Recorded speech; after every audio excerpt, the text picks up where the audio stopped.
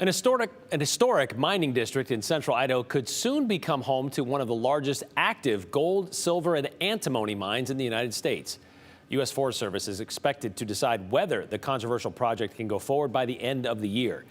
As the mining company awaits that decision, its CEO sat down with Abby Davis to explain why they want to remine the area and how they believe it will help keep the country safe again. Throughout Idaho's diverse landscapes,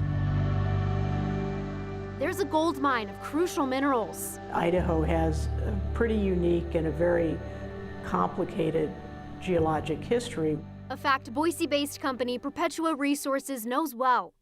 It has its sights set on revitalizing central Idaho's historic Stibnite Mining District near McCall and Yellow Pine. In terms of production, this would be one of the largest gold-producing mines in the United States. CEO John Cherry says they want to develop an open-pit mining operation not only for gold, but for silver and another rare element, antimony. The military uses it in a lot of munition products, primers, munitions, things like that. But a much broader use includes flame retardants, night vision goggles, semiconductors. And Stibnite Mining District is the only site in the U.S. with military-grade antimony readily available.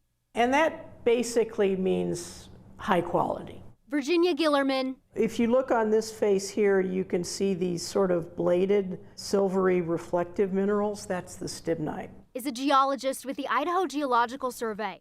Stibnite, as proposed as a potential new mine, is a gold project, no doubt about that. But the antimony is of particular interest to the U.S. Defense Department.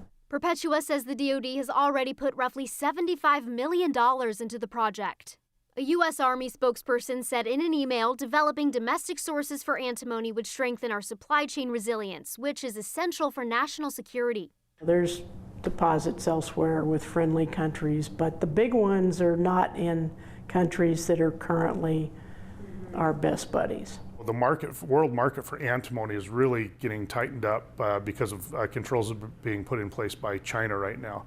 We want to rely on our own resources. Historically, the U.S. has done just that.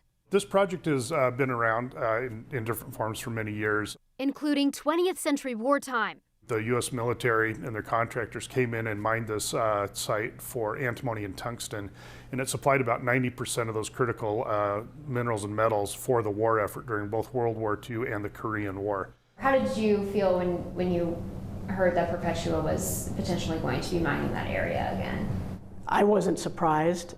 Minerals are where you find them, and so you can't just say, oh, we're not going to mine it here. It's just a not in my backyard thing.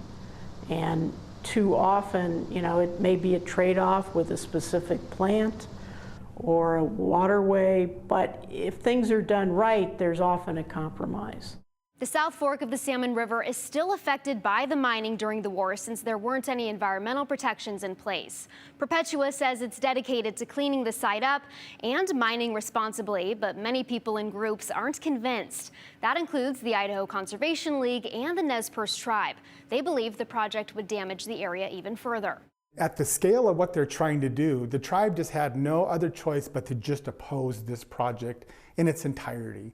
Again, the Forest Service will likely make a decision in the next month or so. We dig more into the project and the group's concerns tomorrow on the News at 10 in part 2 of our series.